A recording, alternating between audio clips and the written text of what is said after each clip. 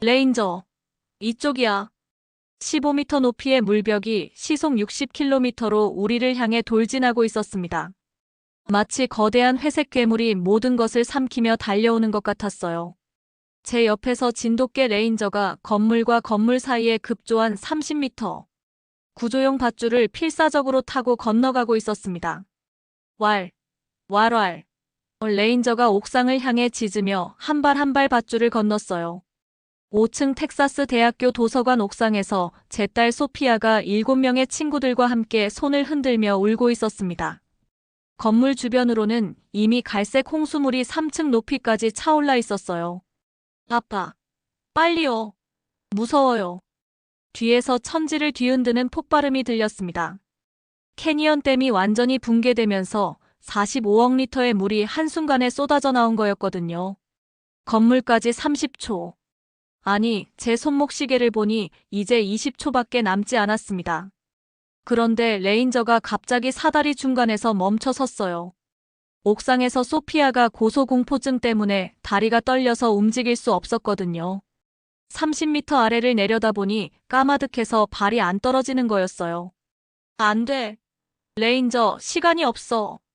홍수파까지 10초, 9초, 8초. 레인저가 옥상에 도착해서 소피아에게 다가갔습니다.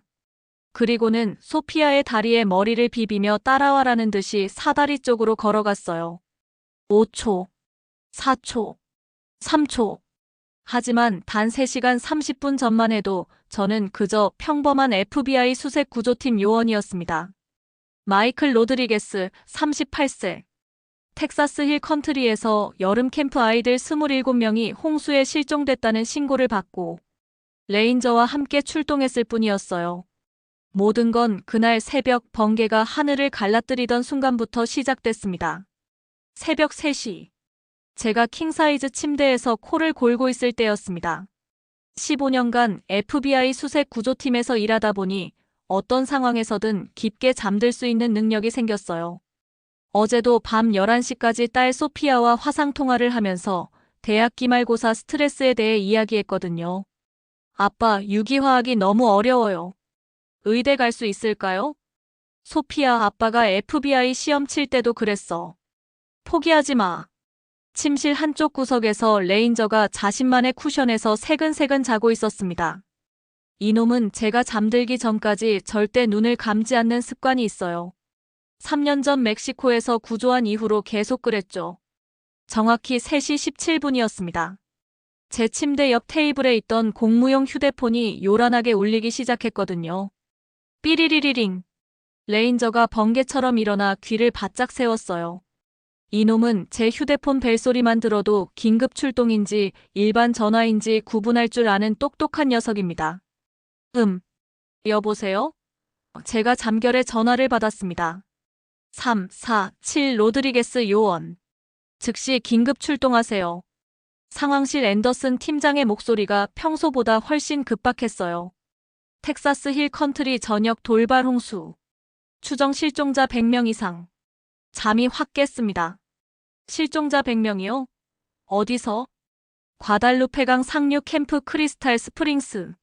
어린이 27명 포함해서 43명과 연락 두절됐어요. 기상청 발표로는 3시간에 250mm 집중폭우. 상황이 심각합니다. 제가 침대에서 벌떡 일어나자 레인저도 따라서 일어났어요. 이놈은 제 행동만 봐도 출동 준비를 해야 한다는 걸 압니다. 출동 시간은? 지금 즉시요. 헬기팀도 대기 중이고 텍사스 레인저스와 합동작전입니다. 제가 전화를 끊고 옷장으로 달려갔습니다. FBI 표준 작전복, 방수 재킷, 전술바지, 안전화, 방탄조끼. 평상시라면 입는데 5분 걸리는데 긴급 상황에서는 2분 만에 완료할 수 있어요. 레인저가 현관문 옆에서 자신의 구조견 조끼를 물고 와서 제 발치에 놓았습니다. 이놈도 출동 준비 완료라는 신호였죠. 좋아, 레인저. 차고에서 FBI 지급 검은색 SUV 엔진을 켰을 때 밖에서는 이미 번개가 하늘을 가르고 있었습니다. 쾅! 천둥 소리와 함께 굵은 빗방울이 앞유리를 때리기 시작했어요. 7월 4일 새벽 3시 20분 저는 오스틴 북쪽 도로를 시속 120km로 달리고 있었습니다. 조수석에 앉은 레인저가 귀를 바짝 세우며 창밖을 응시했습니다. 이 진돗개는 3년 전 리오그란데 강변에서 멕시코 카르텔 소탕 작전 중에 구조한 녀석입니다. 당시 총상을 입고 죽어가던 이 개를 수의사에게 데려갔고 회복 후 제가 입양했죠. 그 이후로 이놈은 제 그림자처럼 따라다니며 수십 번의 작전을 함께 했습니다. 후. 레인저가 낮게 숨을 내쉬며 코를 킁킁거렸습니다. 이놈은 폭풍 냄새를 누구보다 빨리 맡습니다. 지난 허리케인 하비 때도 기상청 발표보다 6시간 먼저 태풍의 방향 변화를 감지했거든요. 차량 무전기에서 헬리콥터 조종사 톰슨의 목소리가 들려왔습니다. 마이크, 기상청 최신 데이터야. 새벽 1시부터 3시간 동안 힐 컨트리 지역에 250mm 집중폭우가 쏟아졌어. 과달루페 강 수위가 시간당 3m씩 상승 중이고 상류 캐니언댐 관리사무소에서는 30분 전부터 비상배수를 시작했다고 해. 250mm. 그 지역 연평균 강수량의 3분의 1이 단 3시간에 내린 겁니다. 제가 15년간 경험한 자연재해 중에서도 손에 꼽을 규모였죠. 앞유리에 빗방울이 굵어지기 시작했습니다. 와이퍼를 최고 속도로 돌려도 시야 확보가 어려웠어요. 그런데 이상한 일이 일어났습니다. 레인저가 갑자기 낮게 으르렁거리기 시작한 거예요. 왜 그래, 레인저? 이놈이 이런 소리를 낼 때는 두 가지 경우뿐입니다. 적의 매복을 감지했거나 극도로 위험한 상황이 임박했을 때죠. 3년 전 멕시코 국경에서 카르텔 저격수가 우리를 노리고 있을 때도 똑같이 으르렁거렸거든요. 차량용 GPS에 빨간 경고등이 깜빡이기 시작했습니다. 전방 도로 침수. 우회로 안내를 시작합니다. 하지만 제게는 우회할 시간이 없었습니다. 캠프에 고립된 아이들, 그 중에는 겨우 6살짜리도 있다고 했거든요. 오전 5시 47분 커빌 시청 앞 광장에 도착했을 때 이미 전쟁터 같은 상황이었습니다. 텍사스 레인저스의 검은색 SUV 12대, 국가방위군의 카키색 군용 트럭 8대, 해안경비대 구조선 3척이 강변에 정렬해 있었죠. 임시구조본부 텐트에서는 수십 명의 요원들이 지도를 펼쳐놓고 작전을 논의하고 있었습니다. FBI 로드리게스 요원입니다. 현장 지휘관에게 배지를 내보였습니다. 반갑습니다. 텍사스 레인저스 스미스 대령입니다. 키가 190cm는 넘어 보이는 장년의 남자가 악수를 청했습니다. 상황이 심각합니다. 과달루페 강 상류 캠프 크리스탈 스프링스에서 어린이 27명, 성인 16명과 연락이 완전히 두절됐어요. 스미스 대령이 항공 사진을 펼쳐 보여줬습니다. 평소라면 폭 20m 정도의 과달루페 강이 200m 넘게 범람해 있었어요. 강물 색깔도 평소의 맑은 연두색이 아니라 진흙투성이 갈색으로 변해 있었죠. 헬기 접근이 가능한가요? 바람이 너무 강해서 위험합니다. 돌풍이 초속 25m를 넘나들어요. 게다가 번개까지. 대령이 하늘을 올려다봤습니다. 도로는 말할 것도 없고요. 진입로 3곳 모두 완전히 물에 잠겼어요. 그때 레인저가 제 다리에 몸을 비비며 낮게 으르렁거렸습니다. 이놈의 귀가 바짝 서 있었어요. 5km 떨어진 곳에서 들려오는 급류 소리를 듣고 있는 거였죠. 독일 셰퍼드 팀은 어디 있습니까? 존슨 하사와 렉스가 동쪽 루트로 우회를 시도하고 있어요. 하지만 스미스 대령이 망원경을 건네줬습니다. 직접 보세요. 망원경을 받아 강 건너편을 살펴봤습니다. 약 800m 떨어진 곳에 캠프 크리스탈 스프링스의 2층 건물이 보였어요. 평소라면 걸어서 10분 거리인데 지금은 그 사이로 엄청난 급류가 흘러가고 있었습니다. 건물 옥상에서 누군가 손전등으로 SOS 신호를 보내고 있었어요.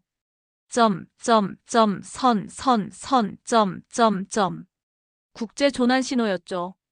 하지만 그들과 우리 사이에는 폭 200m의 급류가 가로막고 있었습니다. 수심을 측정해봤나요? 시도는 했지만 해안경비대 상사가 고개를 저었습니다. 물살이 너무 빨라서 측정봉이 떠내려가요. 추정 수심 5m에서 8m 사이. 유속은 초속 10m 이상으로 보입니다. 그 속도면 성인 남자도 30초 안에 1km 하류로 떠내려갈 겁니다. 아이들이라면 수영으로는 절대 건널 수 없겠네요. 바로 그때였습니다. 레인저가 갑자기 제 팔을 앞발로 핥히며 강 상류 쪽을 향해 짖기 시작했어요. 왈, 왈왈. 이놈이 이렇게 급하게 짖는 건 정말 위급한 상황에서뿐입니다. 뭔가 떠내려온다.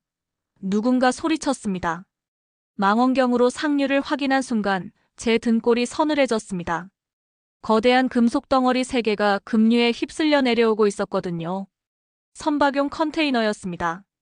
각각 길이가 12m, 너비 2.5m 정도 되는 대형 컨테이너가 물 위에 떠서 초속 15m로 돌진해오고 있었어요. 전 요원 강변에서 후퇴. 스미스 대령이 확성기를 들고 소리쳤습니다. 하지만 이상한 점이 있었습니다. 이런 산간 지역에 선박용 컨테이너가 있을 리 없어요. 가장 가까운 항구가 휴스턴인데 여기서 300km나 떨어져 있거든요. 오전 7시 15분. 컨테이너 3개가 강변의 커다란 바위에 걸려 멈췄습니다. 안전 확보 후 접근하겠습니다. 제가 구조용 밧줄을 허리에 묶으며 말했습니다. 위험합니다, 로드리게스 요원. 스미스 대령이 만류했어요. 물살이 다시 거세지면. 괜찮습니다. 레인저가 함께 갈 테니까요. 진돗개는 수영을 잘합니다. 특히 레인저는 물을 무서워하지 않아요. 작년 허리케인 하비 때 휴스턴 침수 지역에서 17명을 구조하는 데 도움을 줬거든요. 밧줄을 타고 강변으로 내려가면서 레인저에게 말했습니다. 조심해, 레인저. 물에 빠지면 안 돼. 이놈이 고개를 끄덕이며 제 옆에 바짝 붙어 걸었어요. 진돗개의 충성심은 정말 대단합니다. 주인이 위험에 처하면 자기 목숨을 걸고라도 보호하려고 하거든요. 첫 번째 컨테이너에 도착해서 문을 열어봤는데 제가 예상했던 구호물품이 아니었습니다. 하얀 가루가 방수 비닐포에 쌓여 가득 들어 있었어요. 각 포장지는 1kg씩 포장되어 있었고 대략 500개 정도 되어 보였습니다. 포장지마다 뱀 모양 문신과 함께 스페인어로 엘 세르피엔테 엘 SERPIENT라고 인쇄되어 있었어요. 코카인이었습니다. 순도 90% 이상으로 보이는 고순도 마약이 500kg이나 되었죠. 이거 완전히 다른 사건이네요. 제가 무전기를 잡았습니다. DEA에 연락 바랍니다. 대량의 마약을 발견했어요. 10분 후 DEA 텍사스 지부에서 파견된 마르티네즈 요원이 헬기로 도착했습니다.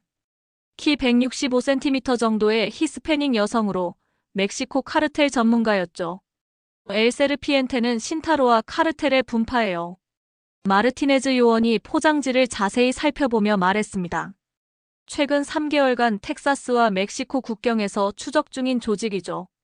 두목이 에두아르도 라 비보라 멘도사라는 자인데 FBI 최우선 수배자 명단에 있어요.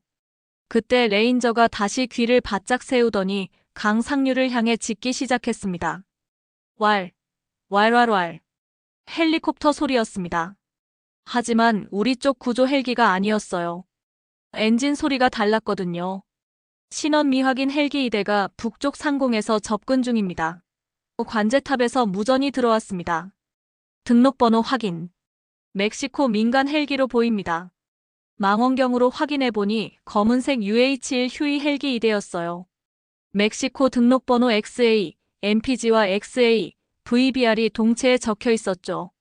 그런데 이상한 건 민간 헬기치고는 너무 군사적으로 보였다는 거예요. 헬기에서 밧줄이 내려오더니 무장한 남자 6명이 급강하로 내려왔습니다. 각자 AK-47과 권총으로 무장하고 있었어요. 전 요원 은폐하. 무장 조직 확인됐다. 스미스 대령이 확성기로 소리쳤습니다. 레인저가 제 앞에 서서 으르렁거리기 시작했어요. 이놈의 보호 본능이 발동한 거죠. 털이 목 뒤에서부터 꼬리까지 곤두서 있었습니다. 그런데 신기한 일이 일어났습니다. 첫 번째 총성이 울리기 2초 전에 레인저가 갑자기 제 바지를 물고 왼쪽 큰 바위 그늘로 끌고 갔어요. 탕탕탕. 제가 서 있던 자리에 총알 3발이 박혔습니다. 만약 레인저가 미리 끌어내지 않았다면 제가 맞았을 거예요. 오전 8시 30분. 텍사스 레인저스와 무장 조직 간의 15분간 교전이 끝났습니다. 카르텔 조직원 4명이 사망하고 2명이 부상당해 체포됐어요. 다행히 우리 쪽에는 경상자 3명만 발생했죠. 레인저 덕분에 제가 무사했던 게 가장 큰 행운이었습니다. 현장을 정리하던 중 마르티네즈 요원이 컨테이너 바닥에서 중요한 증거를 발견했습니다. 로드리게스 요원, 이거 좀 봐요. 그녀가 방수 파우치에서 꺼낸 문서를 보여줬어요. 텍사코 에너지 코퍼레이션 화물 운송장이네요. 텍사코 에너지. 텍사스에서 3번째로 큰 석유 정제 회사였습니다. 본사가 휴스턴에 있고 회장이 윌리엄 R. 앤더슨이라는 65세 남자죠. 저는 6개월 전 워싱턴 DC에서 열린 에너지 정책 포럼에서 그를 만난 적이 있었어요. 운송장을 자세히 살펴보니 더 이상한 점들이 발견됐습니다. 발송지가 베라크루스 항구네요. 마르티네즈 요원이 손가락으로 가리켰습니다. 도착지는 휴스턴이 아니라 코퍼스 크리스티 항구예요. 텍사코 에너지가 왜 멕시코에서 화물을?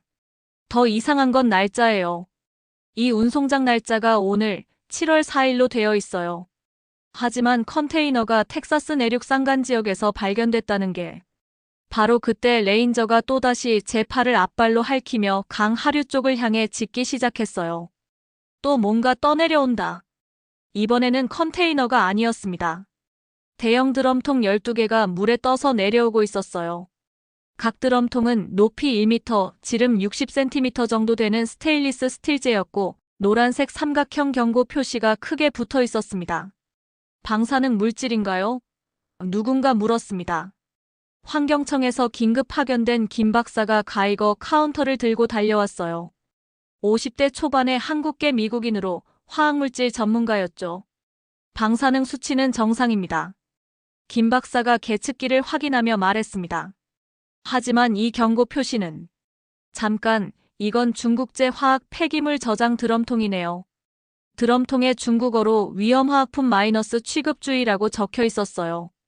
그 아래 영어로 차이나캠 데인저러스 케미컬스라고 인쇄되어 있었죠. 차이나캠 코퍼레이션은 중국 국영 석유화학 회사예요. 김 박사가 설명했습니다. 하지만 이런 폐기물이 왜 텍사스에? 갑자기 레인저가 꼬리를 말고 제 다리 뒤로 숨었습니다. 이놈이 이렇게 행동하는 건 극도로 위험한 냄새를 맡았을 때뿐이에요. 3년 전 멕시코에서 화학공장 폭발 직전에도 똑같이 행동했거든요. 독성가스 감지됩니다. 김 박사가 휴대용 가스 탐지기를 확인하고 소리쳤습니다. 황화수소와 벤젠 화합물. 전 요원 즉시 상풍 지역으로 대피. 하지만 더 큰 문제가 기다리고 있었습니다. 상류에서 땅이 갈라지는 듯한 거대한 소음이 들려왔거든요. 마치 거대한 콘크리트 벽이 무너지는 소리 같았어요. 긴급 상황. 긴급 상황. 캐니언댐 관리사무소에서 무전이 들어왔습니다. 댐 본체에서 길이 50m 균열 발견. 구조적 붕괴 위험도 레드. 6시간 내 하류 지역 전면 대피 권고합니다. 캐니언댐. 1963년에 건설된 높이 85m, 길이 450m의 콘크리트 중력댐이었어요.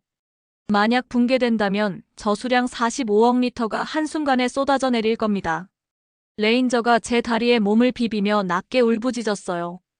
이놈도 상황의 심각성을 아는 것 같았습니다. 그때 제 휴대폰이 울렸습니다. 딸 소피아에게서 온 문자였어요. 아빠, 기숙사에 물이 들어오고 있어요. 친구들과 옥상으로 대피했는데 구조 요청 어떻게 해야 하죠? 무서워요. 텍사스 대학교 오스틴 캠퍼스. 댐에서 하류로 정확히 12km 지점에 있었습니다. 소피아. 제 손이 떨리기 시작했습니다. 그때 레인저가 갑자기 강 건너편을 향해 짖기 시작했어요. 캠프 크리스탈 스프링스에서 새로운 신호가 깜빡이고 있었습니다. 이번에는 손전등이 아니라 빨간색 비상등이었어요. 점 마이너스 선 마이너스 점점 마이너스 점, 선 마이너스 점 마이너스 선 마이너스 점, 점 마이너스 선, 점 마이너스 선, 점. D 마이너스 A 마이너스 M 마이너스 G 마이너스 E 마이너스 R. 27명의 아이들이 여전히 저곳에 고립되어 있었습니다. 6시간 후면 댐이 붕괴될 예정이고 제 딸도 12km 하류에서 위험에 처해 있었어요. 그리고 무엇보다 이상한 건 왜 멕시코 카르텔의 마약과 중국 화학, 폐기물, 그리고 미국 석유 회사가 모두 연결되어 있는가 하는 것이었습니다. 레인저가 제 손을 핥으며 올려다봤어요. 이놈의 눈에서 함께 가자는 메시지를 읽을 수 있었습니다. 그래, 레인저. 우리가 해결해야 해. 이제 단순한 홍수 구조가 아니었습니다. 뭔가 거대한 음모의 일부분이 수면 위로 드러나고 있었어요. 오전 9시 45분. 제가 결정을 내려야 하는 순간이었습니다. 로드리게스 요원, 댐 붕괴까지 5시간 남았습니다. 스미스 대령이 태블릿을 보여줬어요. 하류 대피령이 발령됐고 당신 딸이 있는 텍사스 대학교도 대피구역에 포함됩니다. 딸을 구하러 가야 할까? 아니면 캠프의 27명 아이들을 먼저 구조해야 할까? FBI 요원으로서는 당연히 더 많은 생명을 우선해야 하지만 아버지로서는 딸이 우선이었습니다. 레인저가 제 다리에 머리를 비비며 올려다봤어요. 이놈의 눈에서 결정하라는 메시지를 읽을 수 있었습니다. 캠프 구조를 먼저 하겠습니다. 제가 무전기를 들었습니다. 소피아에게는 다른 구조팀을 보내주세요. 하지만 마르티네즈 요원이 고개를 저었어요. 모든 구조팀이 출동 중입니다. 힐 컨트리 전역에서 실종자가 500명을 넘어섰어요. 그때 레인저가 갑자기 강 건너편을 향해 달리기 시작했습니다. 레인저, 어디 가는 거야? 이놈이 물가에서 멈춰서더니 저를 돌아봤어요. 그리고는 입에 밧줄을 물고 물속으로 뛰어들었습니다. 미친 개. 그 급류에서 수영을? 하지만 레인저는 달랐습니다. 진돗개의 수영 실력과 체력은 다른 견종과 비교할 수 없거든요. 이놈은 작년 허리케인 때 4시간 동안 계속 수영하면서 17명을 구조했어요. 급류에 휩쓸리면서도 레인저는 꾸준히 대각선으로 헤엄쳐 나갔습니다. 200m 폭의 강을 15분 만에 건넜어요. 그리고 건너편에서 밧줄 끝을 바위에 묶었습니다. 저놈이 브리지를 만들었네. 해안경비대 상사가 감탄했습니다. 30분 후 밧줄을 이용해 건너편으로 이동할 수 있는 임시 교량이 완성됐어요. 제가 레인저와 함께 캠프 크리스탈 스프링스에 도착했을 때 상황은 생각보다 심각했습니다. 건물 1층은 완전히 침수되어 있었고 27명의 아이들과 상담사 4명이 2층과 옥상에 고립되어 있었어요. 그런데 문제는 물이 계속 올라오고 있다는 것이었습니다. 수위가 시간당 50cm씩 상승하고 있어요. 캠프 디렉터인 존슨 씨가 외쳤습니다. 2시간 후면 2층도 침수될 겁니다. 하지만 더 큰 문제가 있었습니다. 아이들 중 3명이 천식 환자였고 습도와 스트레스 때문에 호흡곤란 증세를 보이고 있었어요. 응급실로 후송해야 해요. 8살짜리 에밀리를 안고 있던 상담사가 말했습니다. 이 아이 산소 포화도가 85%까지 떨어졌어요. 레인저가 아이들 사이를 돌아다니며 킁킁거렸어요. 그러다가 갑자기 건물 북쪽 벽 쪽으로 달려가서 짖기 시작했습니다. 왈. 뭔가 발견한 것 같아요. 제가 레인저를 따라가며 벽을 살펴봤습니다. 벽에 균열이 생기고 있었어요. 건물 기초가 물에 침식당해서 구조적 불안정이 시작된 거였습니다. 이 건물도 위험합니다. 1시간 내에 모든 인원을 대피시켜야 해요. 하지만 어떻게? 밧줄 하나로 27명의 아이들을 모두 이송할 수는 없었어요.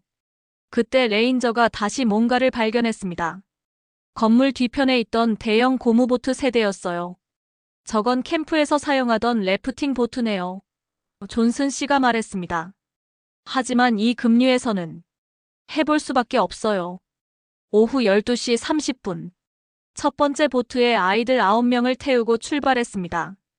레인저가 선두에서 수영하며 안전한 루트를 안내했어요. 이놈의 방향 감각은 정말 놀라웠습니다. 급류 속에서도 정확히 건너편 안전지대로 인도했거든요. 두 번째, 세 번째 보트도 무사히 이송을 마쳤습니다. 마지막에 천식 환자 3명과 상담사들을 태운 네 번째 보트가 출발할 때였어요. 제 휴대폰이 울렸습니다. 소피아에게서였어요. 아빠, 물이 3층까지 올라왔어요. 친구 7명과 옥상에 있는데 헬기가 안 와요. 소피아, 진정해. 아빠가 지금 가고 있어. 하지만 그 순간 더 충격적인 소식이 들어왔습니다. 로드리게스 요원. 마르티네즈 요원의 목소리가 무전기에서 들려왔어요. 방금 DEA 본부에서 연락 왔는데 텍사코 에너지 회장 윌리엄 앤더슨이 3시간 전에 사립 제트기로 케이맨 아일랜드로 도피했대요. 뭐라고요? 그리고 더 충격적인 사실이 텍사코 에너지가 지난 2년간 멕시코 신타로와 카르텔과 비밀 계약을 맺고 정유시설을 마약 세탁에 이용해왔다는 거예요.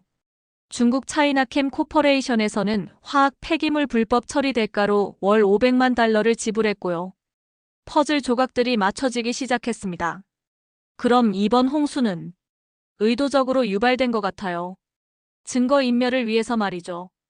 텍사코 에너지 소유의 비밀 저장 시설이 캐니언댐 상류 2km 지점에 있었거든요. 레인저가 갑자기 제 팔을 물고 당겼습니다. 하늘을 보라는 신호였어요. 검은색 헬기 한 대가 우리 쪽으로 접근하고 있었습니다. 아까 본 멕시코 헬기와 같은 기종이었어요. 또 카르텔이에요. 누군가 소리쳤습니다. 하지만 이번에는 달랐습니다. 헬기에서 내린 건 무장 조직원이 아니라 한 명의 중년 남자였어요. 정장을 입고 서류 가방을 든 60대 백인 남성이었죠. 윌리엄 앤더슨이 아니에요. 제가 망원경으로 확인했습니다. 다른 사람이네. 그 남자가 우리에게 다가오면서 손을 들어 보였어요. 무기는 없다는 뜻이었습니다. FBI입니까? 그가 영어로 말했습니다. 저는 차이나캠 코퍼레이션 아메리카 법무담당 이사 리처드 김입니다. 윌리엄 앤더슨에 대한 중요한 정보를 가지고 있어요. 지금 이 상황에서요? 앤더슨이 댐 폭파를 계획하고 있습니다. 김 이사가 서류를 꺼냈어요. 우리 회사 비밀 문서인데 앤더슨이 댐을 폭파해서 모든 증거를 없애려고 해요. 그리고 그때 엄청난 폭발음이 상류에서 들려왔습니다. 쾅! 캐니언 댐 방향에서 거대한 화염과 연기가 치솟았어요. 댐이 폭파됐다. 스미스 대령이 무전기를 잡고 소리쳤습니다. 전 지역 즉시 대피. 홍수파 도달 예상 시간 30분. 30분. 소피아가 있는 텍사스 대학교까지 차로 25분 거리였습니다. 레인저가 제 다리를 핥히며 차량 쪽을 향해 달리기 시작했어요. 이놈도 상황을 이해한 것 같았습니다. 소피아를 구하러 가야 해요. 제가 스미스 대령에게 말했습니다. 위험합니다. 홍수파가 레인저와 함께라면 할 수 있어요. 제가 차에 올라타자 레인저도 뛰어올랐습니다. 3년 전 멕시코에서 만났을 때부터 지금까지 이놈은 한 번도 저를 실망시킨 적이 없었어요. 엔진을 켜고 가속 페달을 밟는 순간 제 휴대폰에 소피아에게서 마지막 문자가 왔습니다.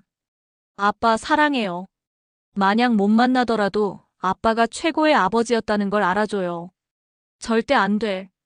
제가 이를 악물었습니다. 소피아 아빠가 반드시 구하러 간다. 레인저가 앞발로 제 어깨를 톡톡 치며 짖었어요. 왈. 맞아, 레인저. 우리가 해내자. 시속 140km로 달리면서 백미러를 통해 뒤를 봤습니다. 거대한 물벽이 산을 덮으며 우리를 향해 쫓아오고 있었어요. 하지만 이제 모든 진실을 알았습니다. 윌리엄 앤더슨과 텍사코 에너지, 멕시코 카르텔, 중국 차이나캠 코퍼레이션이 만든 거대한 음모. 그리고 증거인멸을 위해 댐까지 폭파한 것. 27명의 아이들은 구했지만 아직 제 딸이 남아 있었습니다. 그리고 레인저와 함께라면 반드시 해낼 수 있을 거라고 믿었어요. 오후 1시 15분. 텍사스 대학교까지 8km 남았을 때 제 차량 뒤로 거대한 물벽이 따라오고 있었습니다. 100m를 통해 본 홍수파는 높이가 15m는 넘어 보였어요.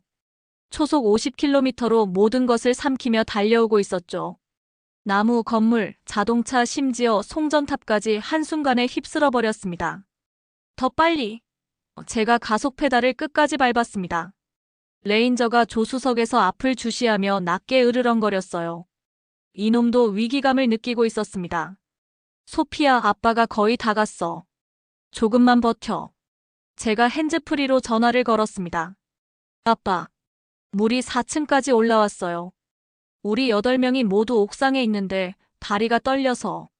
소피아의 목소리가 떨리고 있었어요. 진정해. 아빠가 2분 안에 도착한다.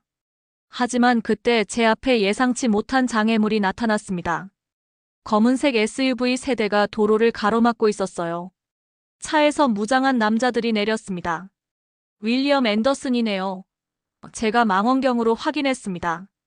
케이맨 아일랜드로 도피했다던 그가 왜 여기에 있는 거죠? 앤더슨이 확성기를 들고 소리쳤습니다.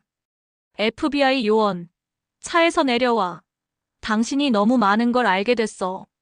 뒤에서는 홍수파가 3km 지점까지 다가오고 있었고 앞에서는 무장 조직이 길을 막고 있었습니다. 레인저, 어떻게 하지? 그때 레인저가 갑자기 차 창문을 발로 열더니 밖으로 뛰어나갔어요. 레인저, 돌아와. 하지만 이놈에게는 계획이 있었습니다. 도로 옆 산비탈을 타고 올라가서 무장 조직의 측면으로 돌아간 거예요. 그리고는 가장 뒤에 있던 총잡이에게 뒤에서 달려들었습니다. 아! 그 남자가 레인저에게 다리를 물려 넘어졌어요. 그 틈에 제가 차를 급가속시켜 SUV 사이로 빠져나갔습니다. 총소리가 뒤에서 들렸지만 레인저가 혼란을 만들어준 덕분에 빠져나올 수 있었어요. 레인저, 어서 타! 이놈이 전력으로 달려와서 달리는 차 뒤로 뛰어올랐습니다. 정말 영화 같은 장면이었어요. 오후 1시 17분. 텍사스 대학교 도서관 건물 앞에 도착했습니다. 5층 건물이 4층까지 침수되어 있었고 옥상에서 8명의 학생들이 손을 흔들고 있었어요. 그중 한 명이 제 딸 소피아였습니다. 소피아. 제가 소리쳤습니다. 아빠. 소피아가 울면서 손을 흔들었어요. 하지만 문제가 있었습니다. 건물까지 가는 길이 이미 물에 잠겨 있었고 수심이 3m는 넘어 보였어요. 게다가 5분 후면 홍수파가 도착할 예정이었습니다. 헬기는 언제 와요? 제가 무전기로 물었습니다. 강풍 때문에 접근 불가능합니다. 관제탑에서 답했어요. 풍속이 초속 30m를 넘어서. 그때 레인저가 다시 제 팔을 물고 당겼습니다. 주변을 둘러보니 소방서 트럭 한 대가 물에 반쯤 잠긴 채 있었어요. 사다리 차다. 다행히 엔진이 살아 있었습니다. 제가 운전석에 올라타고 레인저와 함께 건물 쪽으로 이동했어요. 수심 3m의 물을 헤치고 가는 건 쉽지 않았지만 대형 소방차라서 가능했습니다. 건물 옥상까지 도달할 수 있는 30m 사다리를 펼쳤습니다. 소피아, 먼저 내려와. 하지만 소피아가 고소공포증이 있다는 걸 깜빡했어요. 30m 높이에서 아래를 내려다보니 다리가 떨려서 움직일 수 없었던 거죠. 못하겠어, 아빠. 무서워. 그때 레인저가 놀라운 행동을 했습니다. 사다리를 타고 올라가기 시작한 거예요. 레인저, 위험해. 하지만 이놈은 포기하지 않았습니다. 걔가 30m 사다리를 오르는 건 정말 위험한 일이에요. 하지만 레인저는 한 발 한 발 조심스럽게 올라갔습니다. 옥상에 도착한 레인저가 소피아에게 다가가서 다리에 머리를 비볐어요. 그리고는 마치 따라와라고 말하는 것처럼 사다리 쪽으로 걸어갔습니다. 아빠가 보낸 개구나. 소피아가 레인저를 안으며 말했어요. 고마워. 신기하게도 레인저와 함께 있으니 소피아의 공포감이 줄어들었습니다. 레인저가 앞에서 천천히 내려오고 소피아가 그 뒤를 따랐어요. 다른 학생들도 하나씩 구조됐습니다. 마지막 학생이 내려온 순간 홍수파가 건물을 덮쳤어요. 쾅! 15m 높이의 물벽이 도서관 건물을 완전히 삼켰습니다. 만약 30초만 늦었다면 오후 3시 30분. 홍수가 절정에 달했다가 서서히 물러가기 시작했습니다. 임시구호소에서 소피아를 안고 있는데 FBI 본부에서 연락이 왔어요. 로드리게스 요원 윌리엄 앤더슨을 체포했습니다. 존슨 부국장의 목소리였어요. 당신이 제공한 증거 덕분에 텍사코 에너지의 모든 불법 행위가 밝혀졌어요. 마르티네즈 요원이 자세한 상황을 설명해줬습니다. 앤더슨은 지난 3년간 멕시코 신타로와 카르텔과 손잡고 마약 수익을 석유 사업으로 세탁해왔어요. 동시에 중국 차이나캠 코퍼레이션의 화학 폐기물을 텍사스 땅에 불법 매립하고 월 500만 달러를 받았고요. 그럼 이번 댐 폭파는 증거인멸이 목적이었죠. 상류에 있던 비밀 저장 시설과 모든 서류를 없애려고 했어요. 하지만 당신이 발견한 컨테이너와 드럼통 덕분에 모든 게 밝혀졌습니다. 레인저가 제 옆에서 꼬리를 흔들며 앉아 있었어요. 이놈이 없었다면 아무것도 발견하지 못했을 거예요. 카르텔 조직원들은 어떻게 됐나요? 에두아르도 라 비보라 멘도사를 포함해 핵심 인물 12명을 모두 체포했어요. 이번 작전으로 북미 최대 마약 유통망이 붕괴됐습니다.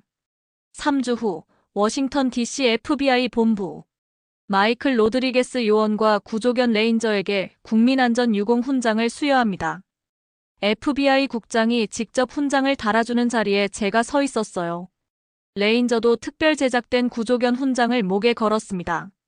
이번 작전으로 총 43명의 생명을 구했고 국제범죄 조직을 소탕하며 환경 테러를 막아낸 공로를 인정합니다. 기자들이 사진을 찍고 인터뷰를 요청했어요. 레인저 없이는 불가능했습니다. 제가 마이크 앞에서 말했습니다. 진돗개의 충성심과 용기, 그리고 뛰어난 능력이 모든 걸 가능하게 했어요.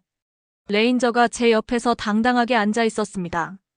3년 전 멕시코 강변에서 죽어가던 그 개가 이제 국가적 영웅이 된 거죠. 소피아가 객석에서 박수를 치며 웃고 있었어요. 그 옆에는 캠프에서 구조한 27명의 아이들과 가족들이 앉아 있었습니다.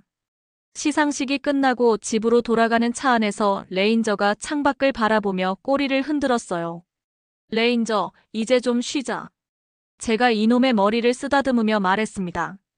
하지만 그때 제 무전기가 울렸어요. 긴급 출동. 알래스카 앵커리지에서 대형 눈사태 발생. 스키 리조트의 관광객 50명 실종. 레인저가 귀를 바짝 세우며 저를 올려다봤어요. 이놈의 눈에서 언제 출발하냐는 메시지를 읽을 수 있었습니다. 그래, 레인저. 우리 일은 아직 끝나지 않았구나. 3년 전 리오그란데 강변에서 시작된 우리의 파트너십. 앞으로도 계속될 거예요. 어디든 언제든 도움이 필요한 곳이 있다면 레인저와 저는 함께 달려갈 겁니다. 진돗개 레인저. 한국의 자랑스러운 개가 미국 땅에서 보여준 용기와 충성심. 그리고 한 마리 개가 어떻게 세상을 바꿀 수 있는지 보여준 진정한 영웅의 이야기였습니다. 재미있게 보셨다면 구독과 좋아요 버튼을 눌러주세요. 진돗개의 놀라운 이야기는 계속됩니다.